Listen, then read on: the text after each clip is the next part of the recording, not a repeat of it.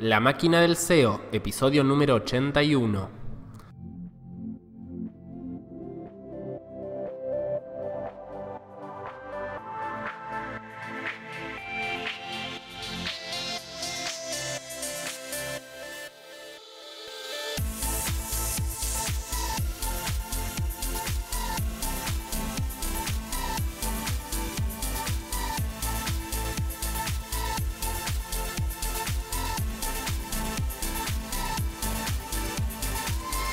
Hola a todos y a todas, bienvenidos una vez más a La Máquina del SEO, al episodio 81, 81º episodio del podcast, en este caso una entrevista a Fernando Maciá de Human Level. Me presento, mi nombre es Andrés Closter de andrescloster.com, @andrescloster en Twitter, @andresclosterseo en Instagram. Como les dije, tenemos una entrevista bastante larga con Fernando donde abordamos varios temas de SEO agenciero y también puntualmente de nuestra profesión, tanto de cómo ofrecerla como servicio como de cómo ejecutarla para efectivamente hacerlo bien. Bastante sustanciosa, así que ya mismo los quiero dejar con esa entrevista. Ahrefs patrocina este episodio, como todos los episodios de La Máquina del SEO. Ahrefs.com se fijan por qué la competencia los supera en Google y hacen lo que sea necesario para volver a sobrepasarla y ocupar el lugar que les corresponde por derecho. andrescloster.com /episodio-81, el episodio del podcast con todas las notas, todo lo que mencionamos, y también en todas las plataformas de podcasting donde se pueda escuchar podcast. Ahí vamos a estar, en YouTube, en Spotify, en iTunes, en todos lados vamos a estar. Desde algún lugar nos están escuchando, y donde sea que nos están escuchando, dejen sus comentarios, sus pulgares arriba, sus 5 estrellitas, compártanos con sus amigos en los grupos de WhatsApp familiares, etcétera, etcétera. Que quiero que toda la gente que hace SEO, que le gusta el SEO, que alguna vez escuchó nombrar el SEO, conozca este podcast y pueda nutrirse de la información que compartimos por aquí. Así que los dejo entonces ya mismo con Fernando de Human Level. Bueno, estamos en comunicación con Fernando Maciá. ¿Cómo estás, Fernando? Bienvenido a La Máquina del SEO. Hola Andrés, ¿qué tal? Pues nada, encantado de estar con vosotros y nada, muchísimas gracias por vuestro interés en entrevistarme en este podcast tan chulo. Por supuesto. El placer es mío. Te tenía anotado hace ya varios meses por una cosa y otra. Incluso no sé si yo creo que ya te había escrito y no habíamos podido coordinar. Y bueno, pero finalmente, finalmente por suerte ya estás aquí. Espero poder exprimirte en la próxima media hora para que sueltes muchos secretos. ¿Tenés muchos secretos para darnos? Espero que sí. No, que va, al contrario, no, yo soy muy de compartir, bueno, como ya sabes, y con libros, eventos, etcétera. Así que no, yo siempre he estado en este mundo para compartir. Excelente. Compartimos entonces esa filosofía. La primera pregunta que te voy a hacer, como le hago a todos los entrevistados y a todas las entrevistadas para ir entrando en calor, es bueno, ¿quién es Fernando Maciá? ¿Cómo se define profesionalmente?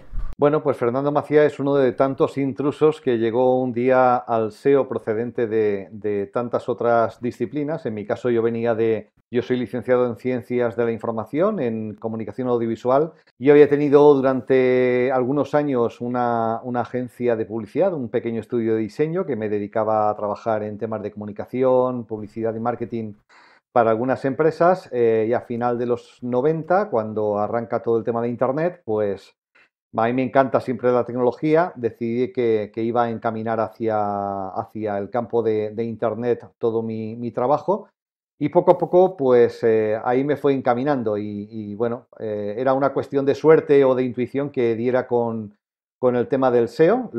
Llegué al tema del SEO de la mano de una aplicación de analítica web, HitsLink. Y revisando el tráfico fue cuando me di cuenta del tráfico que llegaba de buscadores, y así di con la primera herramienta SEO, Web Position, que empecé a usar el 2000, 2001 o algo así. Y así llegué al SEO, es decir, que de una forma muy azarosa, casi intuitiva y que bueno, yo ni siquiera en aquella época sospechaba que algún día se convertiría en mi trabajo principal. Claro. Y hace ya muchos años, ya estamos hablando de casi 20 años. Yo en ese momento tenía 5 años para graficar.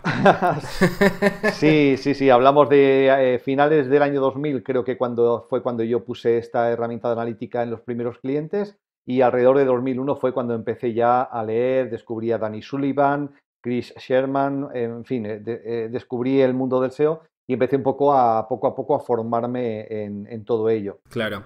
Y siempre trabajando para proyectos propios, para proyectos de consultoría de clientes, o en algún momento trabajando in company? No, siempre trabajando para clientes. Hasta el año 2005 trabajando en solitario como un profesional independiente. Y en el año 2005, cuando logramos ganar el primer concurso de Segitur, de una empresa de turismo de España, ahí ya uno de los requisitos era que la empresa adjudicataria de ese concurso debía ser una sociedad limitada, y fue cuando creé la sociedad limitada Human Level Communications SL. Yo trabajaba ya con esta marca, ¿vale? La marca la registré, me parece recordar, a finales de 2001, principios de 2002.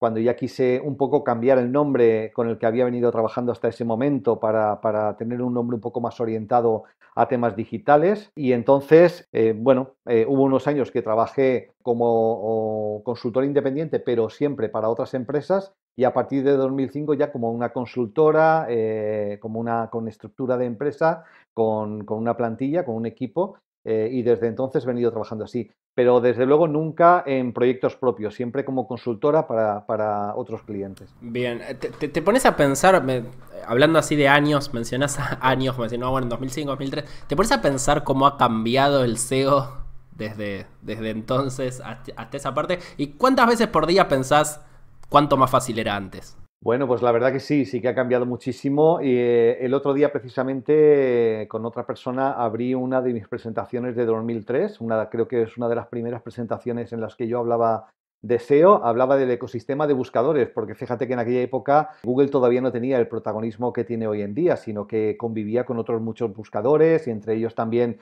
todavía sobrevivía con cierta importancia el directorio de Yahoo, y realmente pues ha cambiado muchísimo. Nuestro primer gran contrato, este de que te hablaba, se trataba de un sitio web que tenía 400.000 páginas de contenido, y ninguna de las páginas de contenido tenía ni title ni description. Es decir, el primer trabajo en SEO que tuvimos que hacer, digamos, a gran escala fue poner un title y una description relevantes y únicas a cada una de esas 400.000 páginas de contenido. Y claro, con poquito que hicieras en aquel momento, como prácticamente nadie de la competencia estaba trabajando en SEO, era un concepto todavía muy poco conocido, con poquito que hicieras, pues realmente la recompensa llegaba enseguida, y Google reaccionaba muy rápidamente a cualquier cosa. Hoy el entorno es de una competitividad muchísimo más alta, es mucho más complicado. Y también el propio algoritmo de Google, la velocidad con que está evolucionando, nos pone cada vez las cosas más complicadas realmente. De hecho, justamente al momento de grabar esta entrevista, no al momento de que salga, porque esto sale obviamente en diferido, pero estamos grabando un día que Google anunció que se viene otro core cambio de algoritmo, así que se vive, no sé, son épocas que se viven con mayor intensidad. Yo me acuerdo cuando yo arranqué varios años después que vos, sentía que mes a mes no cambiaba tanto la cosa. Como yo me podía ir un mes, claro, volver y está todo más o menos parecido, como Google. Ahora sentís que volvés y es una cosa totalmente distinta. Sí, estamos en un cambio constante, y bueno, ese cambio no ha hecho sino acelerarse con el paso del tiempo, con lo cual hay que poner otra vez en el contexto todo lo que sabemos de SEO, volver a tocar y aprender y a reaprender, olvidarnos de ciertas cosas que sirvieron en los años anteriores, y aprender otras nuevas que son las que nos van a servir ahora y para el futuro. Así que esto es un entorno de cambio constante y muy, muy rápido. Allí en Human Level no hacen únicamente SEO, ¿verdad? Sino que también trabajan otras áreas de marketing digital y de publicidad, ¿verdad? No, básicamente nuestro core es SEO. Es decir, de 15 consultores que somos, prácticamente la mayoría están trabajando en SEO, y solamente 2 están trabajando en el área de PPC. Es un departamento que ha tenido un gran crecimiento en los 2 últimos años y que obviamente es nuestro complemento natural, pero todavía no hemos logrado equilibrar estas 2 áreas, y el servicio principal es SEO. Después hay clientes que obviamente nos piden que les ayudemos, pues a lo mejor a mejorar cositas de conversión, a mejorar cosas de analítica, incluso temas de contenido. Pero realmente nuestro posicionamiento como empresa es una empresa experta en marketing de buscadores. Bien, decís aún no está equilibrado. ¿Es un objetivo? O doy vuelta a la pregunta. ¿Que sea una agencia tan especializada en SEO fue algo intencional o algo un poco que se fue dando por el posicionamiento que se fue generando en tu marca personal y en la marca de la agencia y los clientes que fueron llegando y ¿O fue algo planeado? No, creo que fue algo de alguna manera de forma natural. Tú fíjate que yo antes comentaba que llegué al SEO de la mano de la analítica, así que realmente la analítica fue el primer campo que a mí me interesó en un principio. A través de la analítica fue cuando descubrí que gran parte del tráfico se originaba en los buscadores y ahí fue cuando me interesé sobre qué era lo que había que hacer para mejorar ese posicionamiento y ese tráfico. Después todo ha venido muy rodado, de alguna manera también es algo que sintoniza mucho con mi personalidad, en la medida en que entiendo que el SEO es una estrategia muy poco intrusiva, muy poco molesta para el usuario, que genera muy poquita presión, porque en realidad en el marketing de buscadores nosotros peleamos por ganar visibilidad solo en la medida en la que un usuario ha iniciado una búsqueda porque tiene un interés de encontrar un producto, un servicio o una información que satisface pues, algo que necesita o su propia curiosidad. Entonces, creo que sintoniza mucho con mi personalidad en el hecho de no ser, de no tratar de generar mucha presión sobre un cliente para que compre, sino realmente de ser un facilitador que logra que un cliente y una empresa, allí donde ellos se puedan necesitar para intercambiar servicios, información, contenidos, etcétera, pues se establezcan las mejores condiciones posibles esas relaciones. Así que, no sé, de alguna manera se identifica con mi personalidad. Claro, hay algo como de ir sembrando y que luego se coseche como de forma natural, orgánica y no forzada, ¿no? Correcto. Y creo que muchos profesionales también tenemos esa filosofía, como bien vos decís, orientando las ventas de nuestro propio negocio. No sé si te pasa, y esto con el hilo de otra cosa también que quería discutir, pero no sé, cuando lees tácticas de consultores para salir a vender en frío, siento como que los SEOs le esquivamos un poco de eso por nuestra forma más como, no, voy a generar contenido, voy a tratar de crear cosas que valgan y luego los clientes van a ir llegando de forma más natural, no es como un embudo tan rudo, no sé si me explico. Claro, claro, correcto. Es decir, que de alguna manera, bueno, yo he descubierto, cuando ya he sabido lo que era el inbound marketing, bastantes años después, he descubierto que la forma en que yo empecé a vender el SEO fue justamente usando inbound marketing. Lo que pasa es que yo entonces no sabía, no conocía ni el concepto ni sabía que se llamaba así. Pero realmente en esos primeros años en donde tan poquita gente en España conocía lo que era el SEO, mi opción principal fue bueno, tenemos que escribir, tenemos que dar formación, tenemos que divulgar, tenemos que compartir qué es esto del SEO, qué ventajas y qué valor le puede aportar a una empresa, porque si no lo hacemos, difícilmente nuestros clientes potenciales nos van a demandar ese servicio. Así que, bueno, la Human Level siempre ha encontrado que la mejor manera de atraer clientes es mantener una visibilidad orgánica de la propia actividad de la empresa. De ahí nuestra actividad es participando en programas formativos, en eventos, generando contenidos, escribiendo artículos, publicando libros, etcétera. Siempre ha sido toda esta actividad que nos mantiene visibles y que nos ayuda también a sintonizar con la evolución del mercado y nos exige mantenernos también constantemente al día. Al mismo tiempo se convierte en la principal generadora de leads de las cuales finalmente vienen los clientes. Así que ha sido como muy natural, ¿no? Para nuestra empresa también posicionarse en el mercado y generar sus clientes así. Me generan muchas... Se me abren muchas puertas, voy a ver de tomar algunas con respecto a esto que decís. Con respecto a la generación de leads para una agencia SEO, estoy hablando específicamente, a través del inbound marketing. ¿Cómo se resuelve el problema? Que creo que yo lo he conversado con varios consultores y varios me han dicho que también lo tienen, que muchas veces cuando hacemos inbound marketing apuntamos a un tipo de usuario que luego no es nuestro... no es el decisor de las empresas que luego son susceptibles de contratar servicios SEO en nuestras agencias. Y muchas veces generamos contenido para otros SEOs o para otros analistas o para gente que hace proyectos propios. Y eso luego es difícil, al menos a mí me sucede, tal vez no les sucede a ustedes, que eso escale para atraer clientes. Porque a lo mejor el que define en un e-commerce que hay que contratar un SEO no está leyendo sobre SEO el contenido que nosotros generamos. No sé cómo ves Claro, cuello de botella o si es una cuestión a lo mejor de cómo encarar los contenidos. A ver, mira, cuando en 2003, 2004 yo trato de empezar a vender este servicio, yo jamás pensé en generar contenido para formar a otros SEOs, sino que pensé el objetivo de mi generación de contenido sobre SEO en aquel momento, y cualquiera que lea mis primeros artículos, que todavía están colgados en nuestra web de esa época, se dará cuenta de que los contenidos estaban orientados totalmente a directivos, cargos directivos de empresa, sí, responsables de marketing tradicional de la empresa, responsables de producto, responsables comerciales, es decir, todo el contenido que nosotros generábamos en ese momento se orientaba sobre todo a tratar de llegar al decisor de la empresa. En ese momento ni siquiera había tantos profesionales trabajando en SEO como hoy en día, pero tampoco nuestro objetivo era compartir conocimientos con estos otros profesionales, es decir, tampoco tenía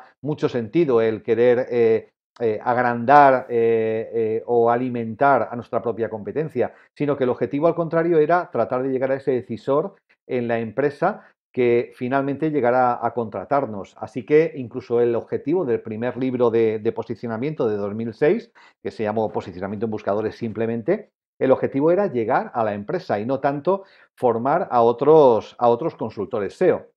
Es cierto que no se puede de una manera totalmente aséptica aislar completamente un objetivo del otro. Al final tienes que compartir una información y esa información va a caer en manos de gente que de repente, después de leer ese libro, se interesa y se forma y se sigue formando, y al final tienes otro consultor SEO que obviamente después en el futuro te lo vas a encontrar como un competidor, pero es inevitable. Pero el objetivo principal era lograr el reconocimiento de una actividad profesional para que directivos, gerentes, propietarios de una empresa quisieran contratar ese tipo de servicios. Yo creo que de eso no se benefició mi empresa, pero obviamente creo que de una forma colateral benefició al crecimiento y el reconocimiento profesional de todo un sector. Así que, de alguna manera, lo que hemos tratado de hacer siempre es eso. Fíjate que nuestra primera actividad de formación también se orientó a una escuela de negocios, no una escuela de marketing digital, que es donde formamos a consultores digitales, sino una escuela de negocios donde los que acuden son precisamente personas con un perfil todavía de marketing tradicional. El objetivo era llegar a ellos, poner en valor esa actividad y lograr que nos contrataran. O sea que el objetivo siempre fue lograr clientes, aunque colateralmente obviamente ayudamos a que se generara un sector, que se formara y finalmente pues a que se generara una competencia. Pero bueno, todo eso también es sano. No se puede lograr lo uno sin lo otro. Claro, deduzco que lo que hay que hacer hincapié es en eso, en hacia quién se enfoca el contenido. Claro, correcto. Es decir, a quién quieres que llegue y en ese sentido, de qué manera lo vas a explicar. No sé, si se leen algunos de los contenidos o en general mis libros, se verá siempre que yo trato de mantener un tono de divulgación, un tono divulgativo. Nunca trato de meterme excesivamente en aspectos técnicos, porque creo que la clave aquí está en hacer textos, en hacer libros, en poner también en eventos o en las clases, en poner el valor del SEO a la altura de que lo pueda entender cualquier persona. Esa es la clave principal.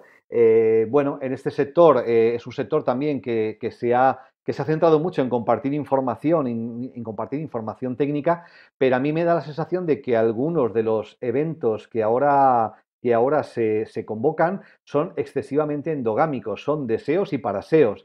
Y bueno, puede ser divertido juntarnos todos y compartir nuestros truquitos y lo que hacemos y tal, pero al fin y al cabo con eso no vamos a salir y no vamos a captar mercado, que es lo que al fin del día a todos nos interesa, ¿no? Claro. Creo que lo que te permite, poniéndome un poco en abogado, creo que lo que te permite el evento endogámico es hablar en un nivel que a lo mejor cuando lo abrís al público en general, no digo abrirlo al público en general porque son todos eventos para el público en general, todo el mundo puede asistir si paga una entrada, por ejemplo. Claro. Pero quiero decir, cuando lo planteas como, bueno, esto es también para gente que quiere comprar SEO o potencial de comprar SEO, el nivel indefectiblemente baja porque, lógicamente, un evento de email marketing del cual yo no conozco, avanzado, va a tener un nivel que yo a lo mejor no comprenda, mientras que un evento de email marketing orientado a vender email marketing, capaz yo voy, lo entiendo y salgo con ganas de comprar. Y hay ahí como, me parece como cierto trade-off, incluso cierto recelo, no sé si coincidirás aquí conmigo, cierto recelo entre quienes comparten, a lo mejor digo compartimos porque yo creo que estoy más como de ese lado, conocimiento para SEOs entre quienes toman una postura más de divulgación, porque quien toma una postura más de divulgación sí o sí tiene que hablar en un nivel más bajo para que todos lo entiendan, y a veces eso se confunde con esta persona no sabe tanto. No sé si lo sentís o a lo mejor es como una sensación que tengo yo únicamente. A ver, puede ser. También pasa lo siguiente. Ten en cuenta que, por ejemplo, si hablamos hablamos sobre la actividad de SEO, yo creo, no sé lo que piensas tú, pero yo creo que hay como dos mundos separados. Es decir, el del SEO consultor que trabaja para sus propios proyectos, gente que tiene pues sus webs de nicho y que hace ahí sus pruebas y prueba cosas y después divulga o comparte o da cursos y dice cómo lograr algo. Y entonces creo que ese perfil puede compartir unas estrategias, una información, unos resultados que al final está en su propio derecho de compartir si así lo desea, porque es su propio proyecto. Pero al final una consultora no está 100% libre de compartir lo que ha hecho en un proyecto determinado, porque al final nosotros lo que tenemos son clientes que nos pagan para que generemos unos resultados para ellos y bueno, a veces hay clientes que, bueno, ha salido algo chulo y le puedes decir al cliente, le puedes pedir permiso para poder compartir esa estrategia. Nosotros en un par de ocasiones hemos tenido casos que hemos sido capaces de divulgar, esto lo hicimos para este cliente, lo hicimos así y estos fueron los resultados que obtuvimos, pero la mayoría de las veces los clientes pues no les viene muy bien que uno después comparta una estrategia que ha aplicado y la divulgue de forma pública, porque entre ese público puede estar un competidor de ese cliente que puede aprovechar esa información para disminuir esa ventaja competitiva.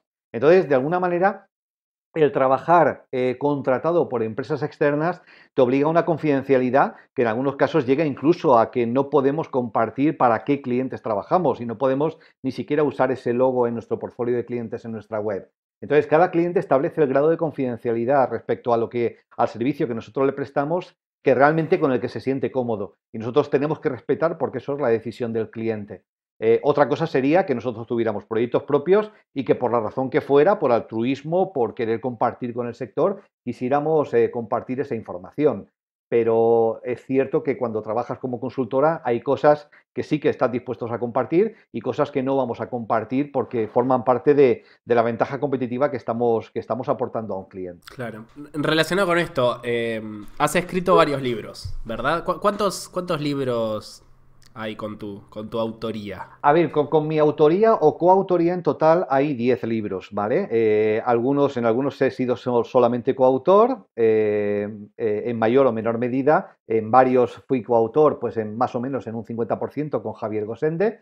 Después también hicimos un libro como coral sobre redes sociales en Human Level, en donde compartimos con varios consultores. Un libro también muy, muy divulgativo, muy básico. Y después hay varios libros que sí que son estrictamente míos, los de Marketing Online 2.0, Estrategia de Marketing Digital del año pasado, SEO Técnicas Avanzadas, el de 2011-2015 y otro que probablemente publique este año. Estos sí que son de mi autoría en exclusiva. ¿A cuál le tenés más cariño? ¿Qué pregunta? Uy, es como, ¿cuál es tu hijo favorito?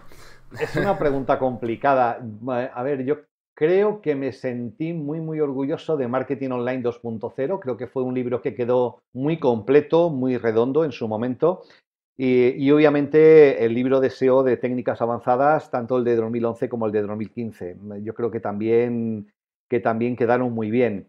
El de Estrategias de Marketing Digital del año pasado, creo que es un libro también divulgativo que está muy bien, pero ya no he querido tampoco descender, porque realmente esto del marketing digital está diversificándose y especializándose de tal manera que llega un momento donde uno le pesa mucho la responsabilidad a la hora de escribir de materias que no domina y que no forman parte de mi experiencia en el día a día, que yo conozco de forma colateral, pero que no forma parte de mi experiencia. Entonces me siento más cómodo escribiendo de nuevo un libro sobre SEO exclusivamente, porque eso sí que es lo que forma parte de mi día a día.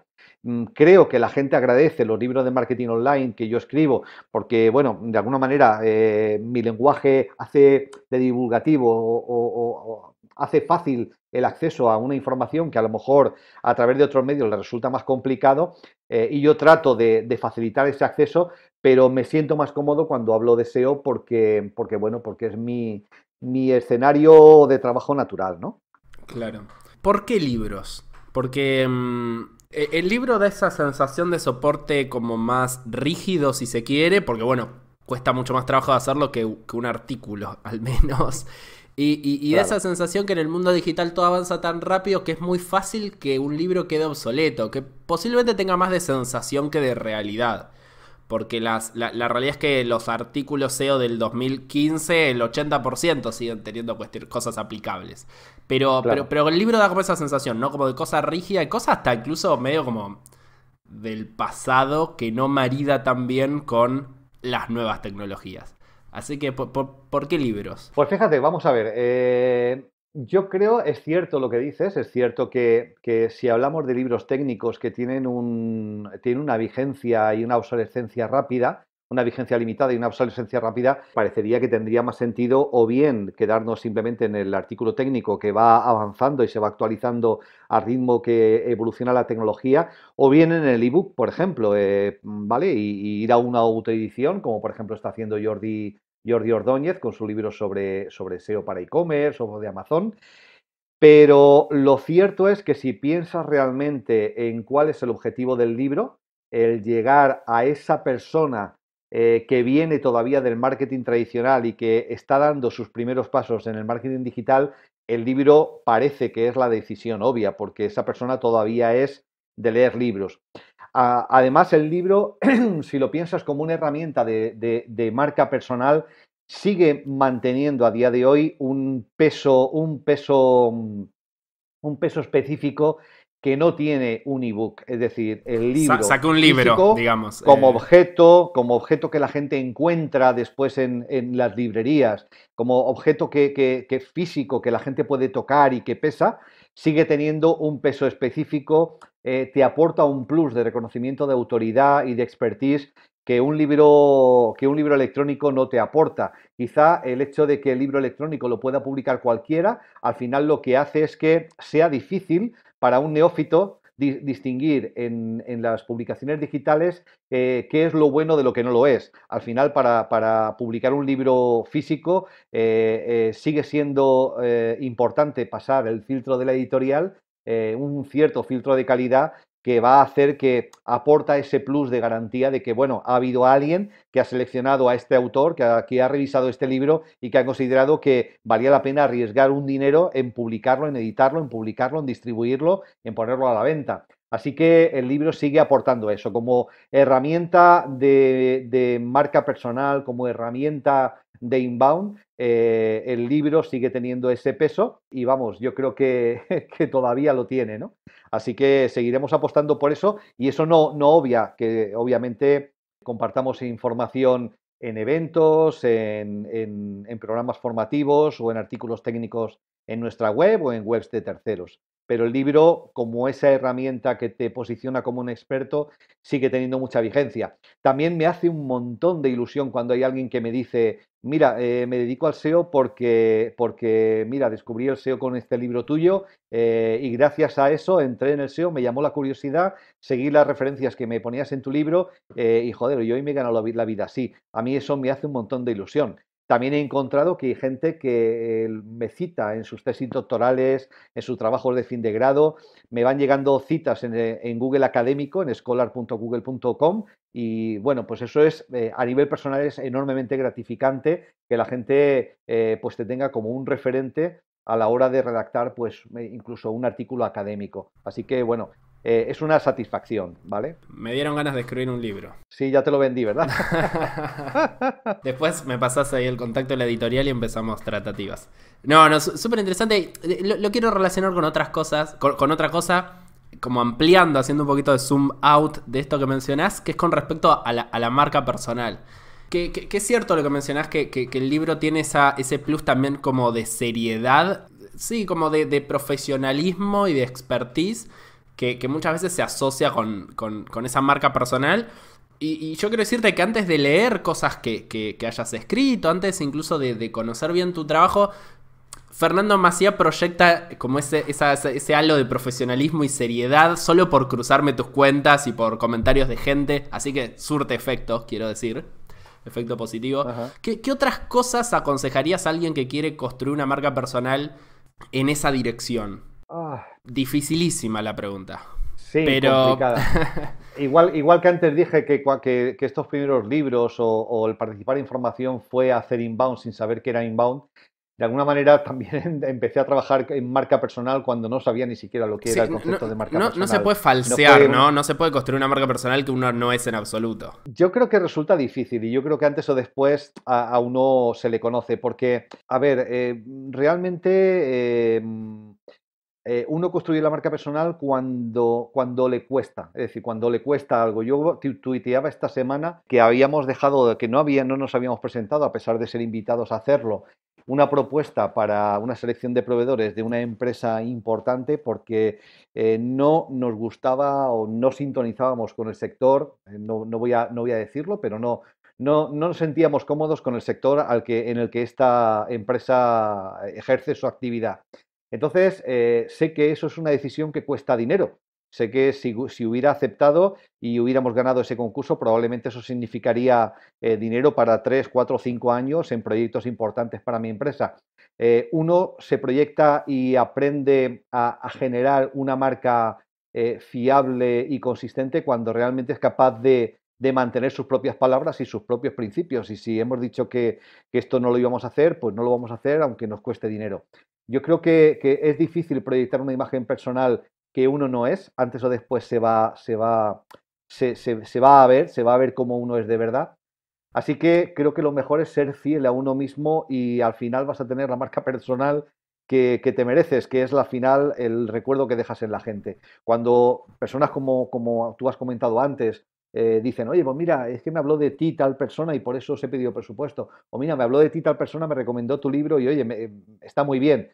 Al final eso es lo que cuenta y eso uno se lo gana, no sé, siendo buena persona y tratando de ser coherente y hacer las cosas lo mejor posible. Fallos vamos a tener todos, yo el primero, pero no sé, creo que la disposición a actuar siempre con nobleza y con honestidad, siempre que se puede, creo que al final es lo que el mercado termina reconociéndote y bueno, yo creo que eso no tiene precio, ¿no? Pero como se dice siempre, la reputación se tarda toda una vida en construirla y solamente 2 segundos en perderla. Y esto es así, o sea que, bueno, a veces también uno se encomienda y dice, bueno, que la vida no me ponga en el brete de tener que decidir según qué cosas, porque, bueno, a veces las circunstancias pueden ser duras y uno puede tener que tomar decisiones que no le gustaría tomar. Claro. Hay un poquito igual, o sea, yo coincido plenamente que es muy difícil, de hecho creo que lo dije yo, que es muy difícil construir una marca que uno no es en absoluto, pero también creo que hay un pequeño porcentaje de fake it till you make it, porque a veces también para ser algo hay que ser y parecer. Y para ser serio, para ser profesional, no estoy diciendo para ser experto, obviamente uno puede parecer experto y no serlo en absoluto, pero un poco como para ser serio la gente te tiene que proyectar serio y te tiene que percibir serio, lo mismo con profesional, lo mismo con esos atributos que luego sirven para, por ejemplo, ganar clientes o para que se acerquen leads.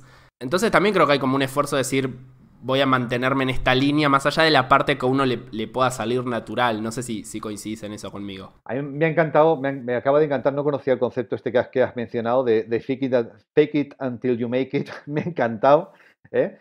A ver, y te digo por qué. Bueno, no sé si en otros sitios y en otras circunstancias he contado un poco la historia de mi empresa y cómo surgió. Y la gente que me conoce sabe que hubo una época de mi vida donde lo pasé bastante mal económicamente. Y bueno, en ese momento en donde uno no tenía nada que perder fue cuando yo decidí llamar a mi empresa Human Level Communications, porque era un nombre pues, como muy pomposo, muy internacional y este era el fake it until you make it, es decir, vale, fíngelo hasta que lo logres, pero en aquel momento era totalmente un fake it, es decir, yo empecé la entrevista diciendo, bueno, yo soy un intruso más que llegó a esto de la mano de la comunicación y efectivamente Human Level fue un fake it hasta que lo hemos logrado, es decir, hasta que de alguna manera... Pasó a ser internacional. ser una referencia y hemos llegado a ser algo. No, fíjate que cuando yo registro la marca Human Level estaba yo solo, es decir, trabajaba solo, era un autónomo en un localito pequeñito de Alicante, sobreviviendo como podía. Y no se me ocurre otra cosa que voy a montar un negocio y ¿cómo le voy a poner? Pues nada menos que Human Level Communications, porque esto parece que es una agencia con oficinas en Los Ángeles, en Madrid y en Nueva York, ¿no? Y bueno, uno tiene que de alguna manera proyectar esa imagen. Al final, algo que permite Internet es proyectar una imagen virtual, que al final es lo que llega al cliente, y si después eres capaz de mantener las expectativas que tú mismo has generado, y ahí es donde sí que te la juegas, ahí es donde pasas del fake it al make it, ¿vale? Entonces, vale, lo has fingido. Cuando a nosotros nos llega esa invitación a ese primer concurso para ese proyecto internacional en 2005, pues hasta ahí lo habíamos fingido.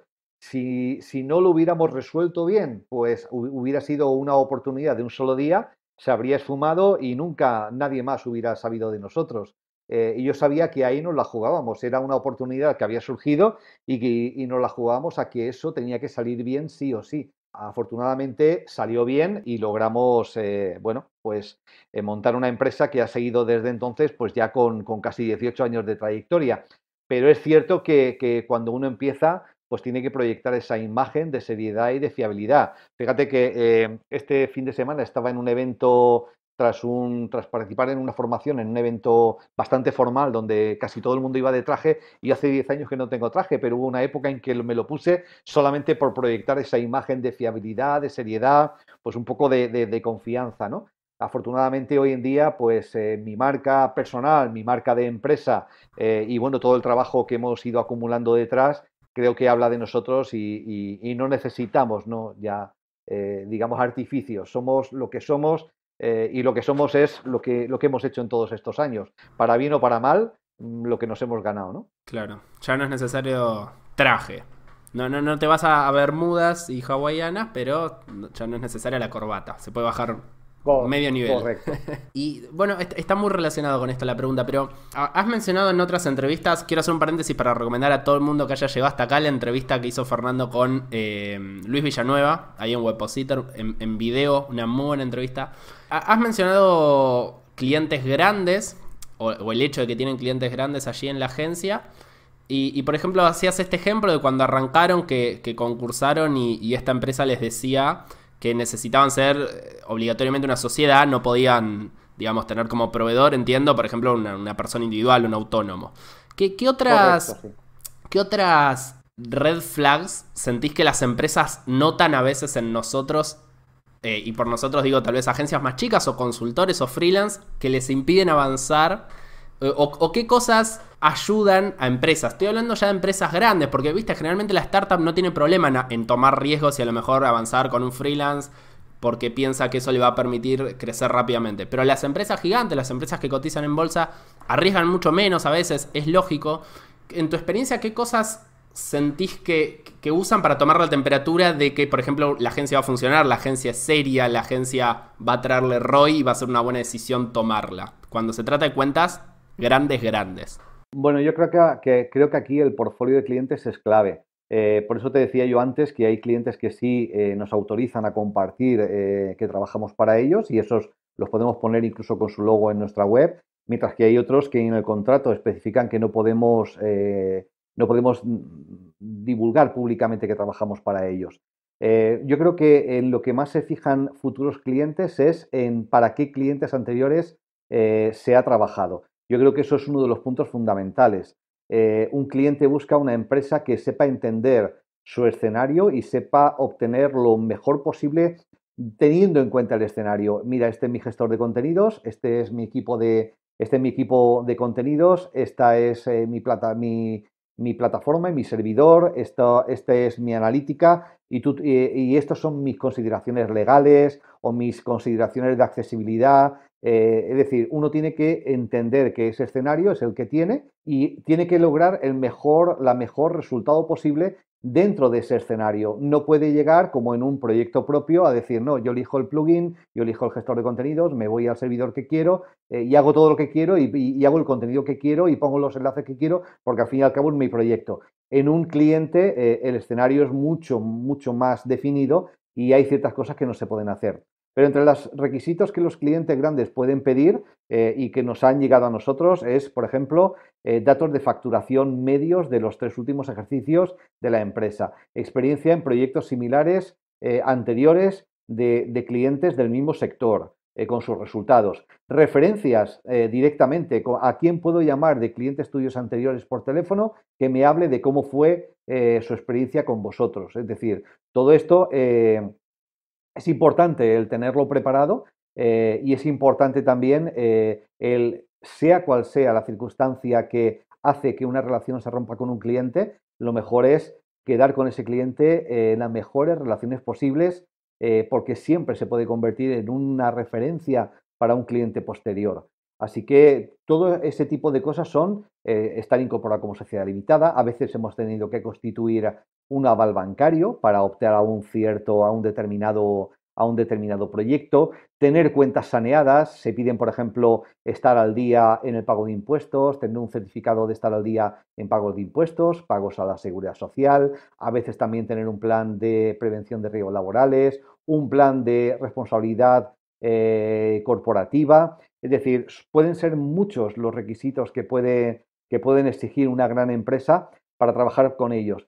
También tenemos que entender una cosa. Al final, en una gran empresa, normalmente entramos a trabajar de la mano de un proceso de selección de proveedores, pero siempre entramos de la mano de que alguien dentro de esa empresa, a veces un directivo medio, un directivo que no es la propiedad de la empresa, de alguna manera ha defendido que esa empresa debería trabajar con nosotros.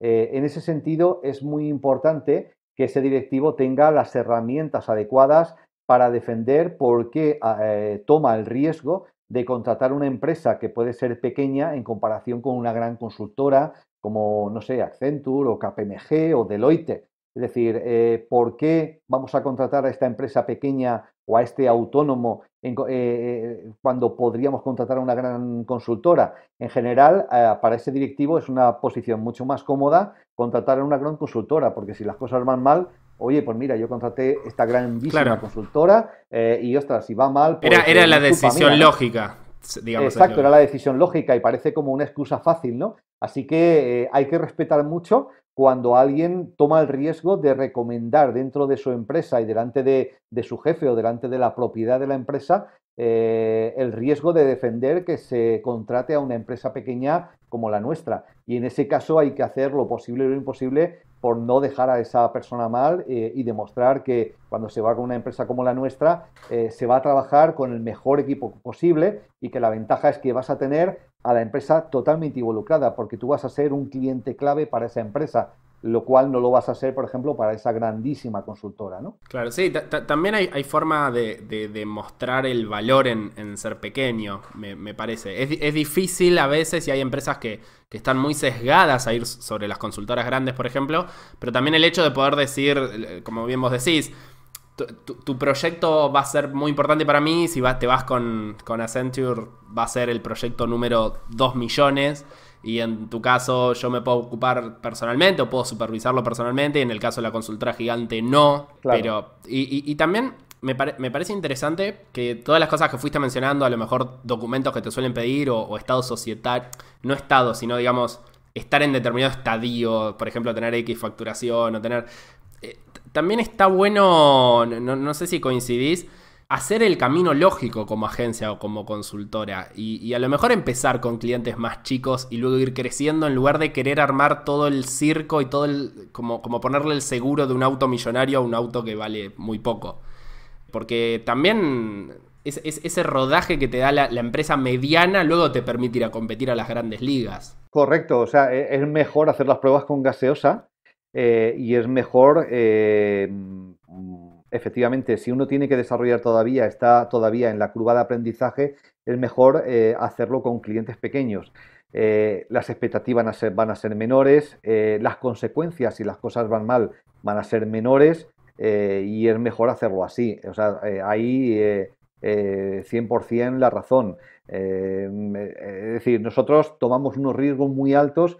Bien es cierto que era un momento donde el SEO no era tan complejo, no era tan competitivo como lo era hoy, pero realmente la oportunidad se presenta cuando se presenta, y bueno, pasamos muchas noches sin dormir para lograr estar a la altura de las expectativas que nosotros mismos habíamos generado, y a las cuales nos habíamos comprometido al aceptar a ejecutar ese proyecto, que en aquel momento estaba muy por encima de lo que realmente estábamos preparados para afrontar. Gracias a Dios, bueno, salió todo bien, pero sí, es más racional el hacer el camino poco a poco, el ir acumulando experiencia y subiendo la curva de aprendizaje para después enfrentarse con mayor garantía a proyectos más complejos, ¿no? O sea que en ese aspecto es mejor que si algo sale mal sea en un proyecto lo más pequeño posible, para que tenga la mínima repercusión posible. En algunos casos esas repercusiones podrían ser incluso legales o podrían conllevar también un impacto económico que no hay que despreciar, con lo cual pues es importante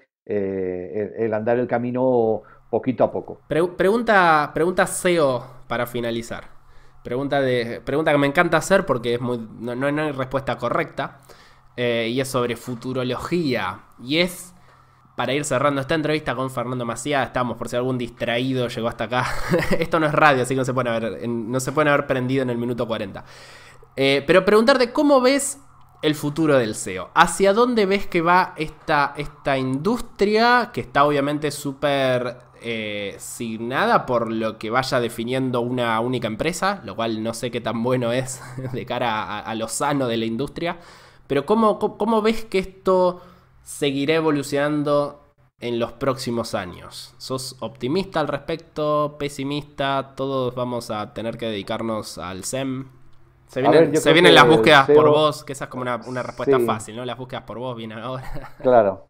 A ver, SEO y SEM de seguro que van a convivir, ¿vale? Es decir, que está claro que Google es una empresa y una empresa que quiere ganar cada vez más dinero, así que cada vez está restringiendo más el espacio que deja a los resultados orgánicos. Así que formará parte de una estrategia de visibilidad en los buscadores el conjugar tanto una estrategia de visibilidad de pago con visibilidad orgánica. Yo creo que esto, vamos, resultaría muy ingenuo, ¿vale? No reconocerlo. Eso está claro.